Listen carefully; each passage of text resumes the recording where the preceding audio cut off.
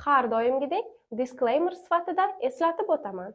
Men berayotgan vazifalarni o'z vaqtida, aniq, to'liq bajarganingizdagina sizda natija bo'ladi.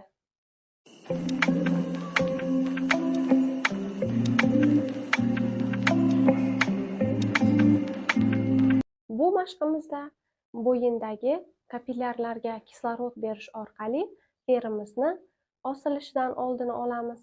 Osilgan bo'lsa ko'tarishga hamda yuzimizni tiniqlashtirishni boshlaymiz. Birinchi bo'lib bo'ynimizni buramiz. Bo'yin burilgan payti birinchi diskomfortgacha buriladi. Ya'ni bu nima degani? Masalan, burayapsiz, shunda o'zi ichkaridan nimadir stop deydi. Mana shu holatgacha bo'ynimizni burab 15 sekund davomida qotib turamiz.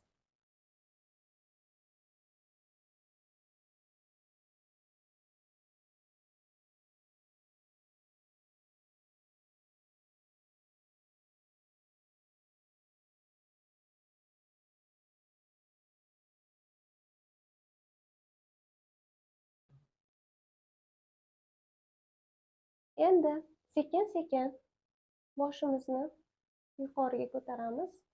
Bu ham birinchi diskomfortgacha o'zi buyog'imizda ozgina og'riq kelishni boshlaydi ko'targan sari. O'sha og'riqqacha ko'tarib, stop beramizda yana 15 sekund qotib o'tiramiz. Faqat iltimos, mashq bajarayotgan paytimiz nafas olishi esdan chiqib ketmasin, bemalol nafas oling.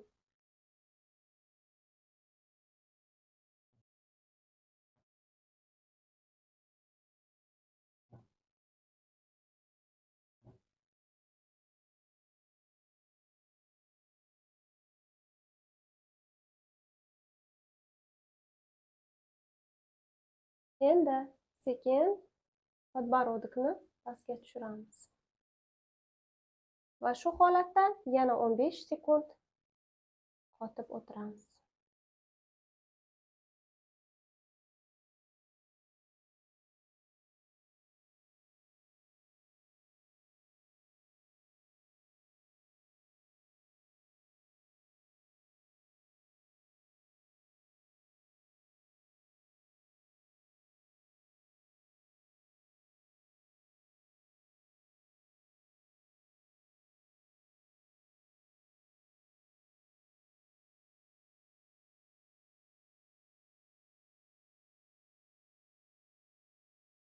Dastlabki holatga judayam sekin holatda qaytamiz.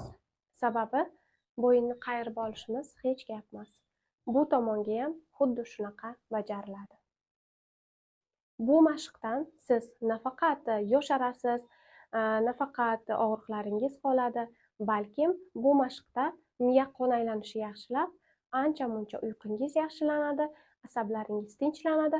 Agar doimiy bosh og'riq bo'lib yurgan bo'lsangiz, bosh og'rig'ingiz kamayganini o'sha birinchi mashqdayoq sezasiz.